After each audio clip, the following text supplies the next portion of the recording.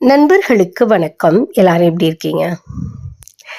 இன்னைக்கு நம்ம இந்த பதிவில் கருவேப்பிலை செடியை தொட்டியில் வச்சு வளர்க்கும் போது எப்படி அதை வந்து நல்லா தளத்தளணும், நல்லா ஃபாஸ்டாகவும் நல்ல ஒரு விதின் அ மந்த் நல்ல ஒரு க்ரோத் எப்படி கொண்டு வரது அப்படின்னு தான் நம்ம இந்த பதிவில் பார்க்க போகிறோம். பதிவுக்குள்ளே போகிறதுக்கு முன்னாடி நீங்கள் நம்ம சேனலுக்கு புதுசாக இருந்தீங்க அப்படின்னா சப்ஸ்கிரைப் பண்ணிடுங்க. வீடியோ முழுமையாக பார்த்துட்டு அதுக்கப்புறமா லைக்ஸும் கமெண்ட்ஸும் கொடுங்க. இன்றைக்கி சண்டே காலையிலேருந்து செம்ம வேலை, நிறைய ரீபாட்டிங் பண்ணேன். புதுசாக பிளான்ஸ் வாங்கிட்டு வந்ததை வந்து நட்டு வச்சேன். அந்த மண்கலவைகள்லாம் வெயில் வேறு ஆயிடுச்சு, ரொம்ப டயர்டாயிட்டேன் ஆக்சுவலி இன்றைக்கி நான். ஆனால் நம்ம ஒரு கார்டன் பண்ணுறோம் அப்படின்னா இந்த மாதிரி ஏதாவது வேலைகள் வந்துகிட்டே தான் இருக்கும். இந்த புது ஒரு முயற்சியாக அந்த டோப்பியாரி பண்ணிகிட்ருக்கேன் ஜேட் பிளான்ட்டில். எப்படி வருது அப்படின்னு பார்க்கலாம். சரி, நம்ம கருவேப்பிலைக்குள்ளே போகலாம். கருவேப்பிலை வந்து நம்ம வாங்கிட்டு நர்சரியிலேருந்து எப்படி வாங்கணும் அப்படின்னு பார்க்கலாம். ரொம்ப சில செடிகள்லாம் பார்த்திங்கன்னா அப்படியே இறுக்கமான மண்ணில் இருக்கும். அந்த மாதிரியான செடிகளை வாங்காதீங்க. அதை நம்ம பிரித்து எடுக்கும்போதே, அந்த மண்ணிலேருந்து பிரித்து எடுக்கும்போதே அந்த செடி வந்து வேரெல்லாம் உடஞ்சி போயிடும். ஸோ அது வளர்கிறதுக்கு ரொம்ப லேட் ஆகும். நம்ம வாங்கும் போதே வந்து பார்த்திங்கன்னா நல்லா யார் வந்து இந்த கொக்கோ பீட்லேயோ இல்லை இந்த மாதிரி சிண்டர் மாதிரியான இதுலேயோ போட்டு ப்ரப்பகேட் பண்ணியிருக்காங்களோ அந்த மாதிரியான ஒரு வாங்கிட்டு வாங்க இந்த கருவேப்பிலை செடியை. ஏன்னா அது வந்து இல்லாட்டினா அது உங்களுக்கு ரொம்ப நாள் ஆகும் வளர்கிறதுக்கு. ஸோ ஒரு மாதிரி கொக்கோபீட்லேயும் நல்ல ஒரு எருவுலையும் போட்டு வளர்த்ததாக பார்த்து வாங்கிட்டு வாங்க கருவேப்பிலை செடி. என்னோட கருவேப்பிலை செடி வந்து தொட்டியில் தான் வச்சு வளர்த்துக்கிட்டு இருந்தோம். நல்ல சூப்பராக தளத்தலன்னு தான் இருந்தது. ஆனால் இது என்ன பண்ணிட்டோம் அப்படின்னா, இந்த வெளியே இருக்கிற இந்த சின்ன குட்டி ஏரியா எங்கள் வீட்டில் அந்த சில பிளாக்ஸை வந்து எடுத்துட்டு அந்த இடத்துல அந்த கருவேப்பிலை செடியை வந்து நாங்கள் நட்டு வச்சிட்டோம். இது வீட்டுக்குள்ளே இழுத்து கட்டி விட்டுருக்கோம். வெளியே இருக்கிறதெல்லாம் நம்ம மக்கள் வந்து கிராஸ் பண்ணுறவங்க வந்து எடுத்துகிட்டு பறிச்சுட்டு போயிடுவாங்க. நான் வந்து வீட்டுக்குள்ளே இருக்கிறதெல்லாம் எடுத்துப்பேன். ஸோ வந்து நல்லா சூப்பராக தான் இருக்குது. இப்போ என்னோட கருவேப்பிலை செடி வந்து பார்த்திங்கன்னா இதோடையே கூட இந்த ராஞ்சனா செடியும் வச்சாச்சு, அது மாதிரி கிறிஸ்மஸ் ட்ரீயும் வச்சாச்சு. ஸோ இது எல்லாமே இந்த கருவேப்பிலை கொடுக்குற இந்த ஃபர்டிலைசர்னால மித்த எல்லாமே வந்து பார்த்திங்கன்னா இந்தமாதிரி கிடுகிடுன்னு தளத்தலன்னு வளர்ந்துருக்கு. ஆனால் நான் கொடுக்குறது என்னமோ இந்த கருவேப்பிலை செடிக்கு தான். சரி, ஃபஸ்ட்டு வந்து நம்ம நர்சரியில் நல்ல பாட்டை வாங்கிக்கணும். அதுக்கு அடுத்து பார்க்க வேண்டியது மண்கலவை. தொட்டியில் வைக்கும்போது சின்ன கருவேப்பிலை செடியை சின்ன தொட்டியில் வைங்க. பெருசாக ஆக ஆக பெரிய தொட்டியை மாற்றுறோம். இப்போ நம்ம என்ன செய்வோம் அப்படின்னு பார்த்தீங்கன்னா, கருவேப்பிலை இன்னும் பெருசாக மரமாக வளரும் அப்படின்னு சொல்லிட்டு சின்ன செடியாக வாங்கிட்டு வர அந்த கருவேப்பிலையை பெரிய ஒரு தொட்டியில் வச்சுருவோம். அப்படி வைக்கக்கூடாது. கொஞ்சம் கொஞ்சமாக வளர தான் வந்து நம்ம தொட்டியை மாற்றணும். நீங்கள் வந்து கவனமாக இருங்க. சின்ன கன்று அப்படின்னா சின்ன தொட்டியில் வந்து நீங்கள் நட்டு வைங்க. அதுதான் சரியானது. மண்கலவை எப்படி எடுக்கணும்? நல்லா வந்து போரஸாக இருக்கணும் மண்கலவை. ஒரு கேக்டஸ் செடிக்கு எப்படி ரெடி பண்ணுவோமோ அந்த மாதிரி ரெடி பண்ணிக்கலாம். மண்கலவை வந்து நம்ம ஒரு 30% கோகோபீட்டு, 30% சாயிலு, மிச்சம் இருக்கிற அந்த 40%ல் வேர்மி கம்போஸ்ட் ஒரு 20% எடுத்துக்கோங்க. வேர்மி கம்போஸ்ட் வந்து உங்களுக்கு நல்ல ஒரு அது கருவேப்பிலை செடிக்கு தேவையான சக்தியை நல்லா கொடுத்து ரெடியூஸ் பண்ணிக்கிட்டே இருக்கும். கொஞ்சம் கொஞ்சமாக இப்போ நம்ம போட்ட உடனே அது வேலை செய்யாது. என்பிகே மாதிரி மெதுவாக ஒரு ஸ்லோ ஃபர்டிலைசராக அது வந்து டெய்லி இது கிடச்சிட்டே இருக்கும். அப்போ வந்து நல்லா கிடுகிடுன்னு வளர்கிறதுக்கு உதவும். அதே மாதிரி போன் மீல் கண்டிப்பாக போடுங்க. வேப்பம் புண்ணாக்கு கண்டிப்பாக போடுங்க. ஃபங்கஸ் அட்டாக் ஆகாது, ஆனாலும் வேப்பம் புண்ணாக்கில் நிறைய இரும்புச்சத்து இருக்குது. ஸோ அதுக்காக வேப்பம் புண்ணாக்கு போடுங்க. இந்த மண்கலவையை நல்லா வெயில காய வச்சுட்டு அதுக்கப்புறமா சாண்டும் கூட ஒரு கப்பு ஆட் பண்ணிக்கோங்க. ரொம்ப நல்லது. சாண்டு வந்து ரொம்ப நல்லா ஆக்கும், மண்ணில் வந்து பொறன்னு ஆக்கும். அப்புறம் இந்த மண்கலவையை வந்து வெயிலில் ஒரு நாள் காய வச்சுட்டு அதுக்கப்புறமா இந்த மண்கலவையில் நீங்கள் வந்து இந்த கருவேப்பிலை செடி நாற்றையோ இந்த சின்ன செடியையோ நீங்கள் வந்து நட்டு வைங்க.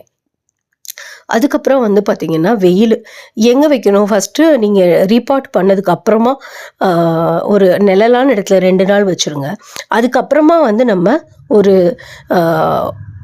அதுக்கப்புறமா வந்து நீங்கள் 2 நாளைக்கு அப்புறமா எடுத்து வெயிலில் வைக்கலாம். இந்த கருவேப்பிலை செடிக்கு வெயில் நல்லா வேணும். நான் தொடக்க காலங்களில் எங்கள் வீட்டு கிச்சன் பால்கனியில் வச்சுருந்தேன். அங்கே வெயில் வந்து 1 மணி நேரம் கூட வராது. ஸோ அந்த செடி எனக்கு சக்ஸஸ்ஃபுல்லாக இல்லவே இல்லை, அது வளரவே இல்லை. ஸோ நல்ல ஒரு வெயில் இருக்கிற இடத்துல வந்து ஒரு அட்லீஸ்ட் ஒரு 4 hours வெயில் இருக்கிற மாதிரியான ஒரு இடத்துல வந்து நீங்கள் கருவேப்பிலை செடியை நட்டு வைக்கணும். அதுக்கப்புறம் ஒரு ஃபர்டிலைசர். அந்த ஃபர்டிலைசரை வந்து நம்ம தொடர்ந்து வந்து குடுத்துக்கிட்டே இருக்கணும். தொடர்ந்துனா வாரம் ஒரு தடவையாவது நீங்க இந்த ஃபர்டிலைசர் குடுத்தீங்க அப்படின்னா, நீங்க நம்ப மாட்டீங்க. இதில அப்படி ஒரு குரோத் இருக்கும். இது கருவேப்பிலை செடிக்கு மட்டும்னு இல்ல. எல்லா அந்த ஹெர்பல் செடிக்கும் இலையெல்லாம் நம்ம எந்த செடியோட இலையெல்லாம் நம்ம சாப்பிடுறோமோ, அது எல்லாத்துக்குமே இது ரொம்ப சூப்பரான ஒரு ஃபர்டிலைசர். இதில வந்து நெறைய இரும்பு சத்து இருக்கு உங்களுக்கு. அது மாரி மைக்ரோ நியூட்ரியன்ட்ஸும் நெறைய இருக்கு. ஸோ, அதனால ஓவரால் குரோத்துக்கு அந்த செடிக்கு வந்து ஹெல்ப் பண்ணும். ஆ அதே மாதிரி நம்ம செடிய வந்து கட் பண்ணி விட்டுக்கிட்டேவும் இருக்கணும். அப்பப்போ ப்ரூன் பண்ணிக்கிட்டேவும் இருக்கணும். அது ரொம்ப ரொம்ப முக்கியம் இந்த கருவேப்பிலை செடிக்கு.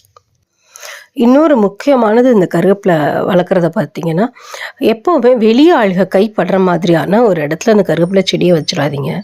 இது வந்து பார்த்தீங்கன்னா, இந்த உள்பக்கமா இருக்கிற என்னோட மரத்தில வந்து பார்த்தீங்கன்னா, இலைகள் நெறையா இருக்கும். ஏன்னா, அது நான் மட்டும் தான் யூஸ் பண்றேன். அதே அந்த சைடு எங்க வீட்டுக்கு வெளிப்பக்கமா தானே அந்த செடி வச்சிருக்கோம். ஸோ, வெளிய இருக்கிற சைடு வந்து பார்த்தீங்கன்னா, மக்கள் அப்படியே வந்து பறிச்சுட்டு போயிருவாங்க. ஐயோ! இப்ப தானே தளிர் விட்டுருக்கு அப்படின்லாம் பார்க்கவே மாட்டாங்க. ஸோ, கைப்படுற மாதிரி வைக்கவே வைக்காதீங்க. அது வந்து ஒரு டேக் இட் ஃபார் கிராண்டட் அப்படிதான் மக்கள் பறிச்சுட்டு போவாங்க. ஸோ, அத வெளிய வைக்காதீங்க. அப்புறம் இந்த ஃபர்டிலைசருக்கு வரலாம். இத வந்து நானு ஒரு அ வாரம் ஒரு தடவை எப்படினாலும் குடுத்துருவேன். எவ்வளோதான் பிஸியா இருந்தாலும், இந்த ஃபர்டிலைசர நான் வாரம் ஒரு தடவ குடுத்துருவேன். இதுக்கு ஒரு பெரிய லாங் ப்ராசஸ்லாம் கிடையாது. ரொம்ப வித்தின் ஒரு 10 நிமிஷம் நம்ம வேலை செஞ்சா போதும். அவ்வளோதான். இதில பெருசா ஒண்ணும் இல்ல. கொஞ்சம் அந்த ஒரு 2 நாள் ஊற வச்சோம் அந்த தண்ணீல அப்படின்னா, அது நல்ல ஒரு எஃபெக்டிவா இருக்கும். நல்லா அந்த விதை போட்டீங்க அப்படின்னா, அந்த விதைக்கு இந்த உரத்த குடுக்கலாம். அதே மாதிரி கீரைகள் போட்டிருந்தீங்கன்னா, அதுக்கு இந்த இத குடுக்கலாம். இது வந்து ஒரு பூச்சிக்கொல்லியாவும் இது வந்து நமக்கு செயல்படும். நெறைய ஒரு இரும்பு சத்து இருக்கு இந்த இலைகள்ல வந்து பார்த்தீங்கன்னா. இது வேற ஒண்ணும் இல்ல. இந்த கற்பூரவள்ளி இலைகள்னு சொல்லுவாங்கல்ல, ஓமவல்லி, கற்பூரவள்ளி இலைகள்னு சொல்லுவாங்கல்ல, அதுதான் இது. இந்த இலைகள்ல இருக்கிற சத்தெல்லாம் வந்து பார்த்தீங்கன்னா, இது வந்து ஒரு பூஸ்டர் மாதிரி. நெறைய இலை வைக்கிறதுக்கு உதவும். நெறைய நைட்ரஜனும் இந்த செடியில வந்து இருக்கு. ஸோ, நான் இத வந்து பல வருஷங்களா குடுத்துட்ருக்கேன் என்னோட செடிகளுக்கு. என்கிட்ட பெரிய இந்த கற்பூரவள்ளி செடிகள் வந்து பார்த்தீங்கன்னா, நெறைய பெருசா இருக்கு என்கிட்ட. இத இந்த மாரி நல்லா மிக்ஸில போட்டு அரைச்சுக்கோங்க. தண்டோடயே போட்டு அரைச்சுக்கோங்க. இத ஒரு வாளியில ஒரு பாத்திரத்தில போட்டு, அதில கொஞ்சம் தண்ணி ஊத்தி அப்படியே வச்சுருங்க. ஒரு 24 மணி நேரம் அப்படியே இருக்கட்டும். அதுக்கப்புறமா நம்ம ஒரு 10 மடங்கு தண்ணீல டைல்யூட் பண்ணிட்டு, நம்ம எந்தெந்த செடிகளுக்கெல்லாம் குடுக்கணுமோ, அந்த செடிகளுக்கெல்லாம் குடுக்கலாம். இத வந்து நான் இந்த மாரி ஒரு பால் சட்டியில போட்டு அப்படியே வச்சுருவேன். ஒரு அட்லீஸ்ட் ஒரு 1 டே ஃபுல்லா வச்சுருவேன். அதுக்கு அடுத்த நாள் தான் நான் வந்து செடிகளுக்கு டைல்யூட் பண்ணி குடுப்பேன். என்னோட கிட்டத்தட்ட ஒரு 7, 8 வருஷம் பழைய ஒரு அடீனியம் பிளான்ட்டு. அந்த பிளான்ட் இன்னைக்கு நானு ரீபாட் பண்ணலாம் அப்படின்னு எடுத்தா, அந்த கோடெக்ஸ் வந்து பார்த்தீங்கன்னா, ஒரு குட்டி தலகாணி சைஸுக்கு இருக்குது. ரொம்ப சந்தோஷமா இருந்தது. திரும்பியும் கோடெக்ஸ் உள்ளேயே வச்சு ரீபாட் பண்ணிட்டேன். இந்த தக்காளி செடி தானா வளர்ந்து கிடக்குது. தக்காளி செடிக்குமே கூட நீங்க இந்த ஃபர்டிலைசர குடுக்கலாம். இந்த இலைகள் வைக்கிற பீரியட்ல, மொட்டுக்கள் வைக்கிற பீரியட்ல குடுக்க வேண்டாம். ஆனா இலைகள் வைக்கிற பீரியட்ல கண்டிப்பா இந்த ஃபர்டிலைசர குடுக்கலாம். ஸோ, இன்னைக்கே ஆரம்பிச்சுருங்க இந்த ஃபர்டிலைசர. வீக்லி ஒன்ஸோ இல்ல ஒன்ஸ் இன் 3 டேஸோ குடுக்க ஆரம்பிச்சுருங்க. இது அப்புறம் நீங்க ஒரு கேள்வி கேட்பீங்க, "அக்கா அந்த கற்பூரவள்ளி எங்க கிடைக்கும்?" அது நீங்க உங்க ஏரியால தான் வந்து நீங்க தேடி பார்க்கணும். இந்த கற்பூரவள்ளி வந்து பார்த்தீங்கன்னா, ஒரு சின்ன துண்டெடுத்து நீங்க நட்டு வச்சீங்க அப்படின்னா, வெறும் சாதாரண மண்ணுல சாயில்ல நட்டு வச்சுட்டீங்கன்னா, வெறும் சாயில் நட்டு வச்சீங்கன்னா கூட கிடுகிடுன்னு வளரும். சூப்பரா வளர்ந்துரும். வித்தின் அ வீக் வேர் விட்டு வித்தின் அ மந்த் அவ்வளோ பெருசா வளர்ந்துரும் உங்களுக்கு. ஸோ, அதே வேகத்துல இந்த கருவேப்பிலை செடியையும் இந்த ஃபர்டிலைசர் வந்து வளர வைக்கும். ஸோ, கண்டிப்பா ட்ரை பண்ணுங்க. இன்னொரு முக்கியமான குறிப்பு நான் மறந்தது வந்து பார்த்தீங்கன்னா, கருவேப்பிலைய வந்து நம்ம விதையிலிருந்து வளர்ந்த செடியா பார்த்து வாங்கணும். இப்போ வந்து நம்ம ஒரு கொய்யா மரம் வாங்குறோம் அப்படின்னா, அது வந்து நல்லா தண்டு கட்டிங்ல இருந்து வளர்த்த கொய்யா மரமா வாங்குவோம். ஏன் அப்படின்னா, சீக்கிரமா அதில காய் வந்துரும். சீக்கிரமா பூ பூத்து சீக்கிரமா காய் வந்துரும். அதே தான் இங்கேயும். இப்போ வந்து நீங்க கட்டிங்ல வச்ச கருவேப்பிலை செடியா வாங்குனீங்க அப்படின்னா, அது வந்து சீக்கிரமா வந்து பூக்கள் வரவும், காய் பிடிக்கவும் ஆரம்பிச்சுரும். அத தவிர்க்கிறதுக்காக நீங்க விதை போட்டு வளர்ந்த கருவேப்பிலை செடியா பார்த்து வாங்குங்க. அதுதான் ரொம்ப சூப்பரா இருக்கும். அதில தான் நெறைய இலைகள் தொடர்ந்து நமக்கு கிடைச்சுக்கிட்டே இருக்கும். ஸோ, விதையிலேருந்து போட்ட ஒரு கருவேப்பிலை செடியா வந்து நீங்க நர்சரியிலேருந்து வாங்கிட்டு வாங்க. ஓகே. எல்லா குறிப்புகளையும் சொல்லிட்டேன் அப்படின்னு நான் நம்புறேன். இந்த பதிவு பிடிச்சிருந்தது அப்படின்னா, கீழ எனக்கு கமெண்ட் செக்ஷன்ல சொல்லுங்க. Thank you. God bless you.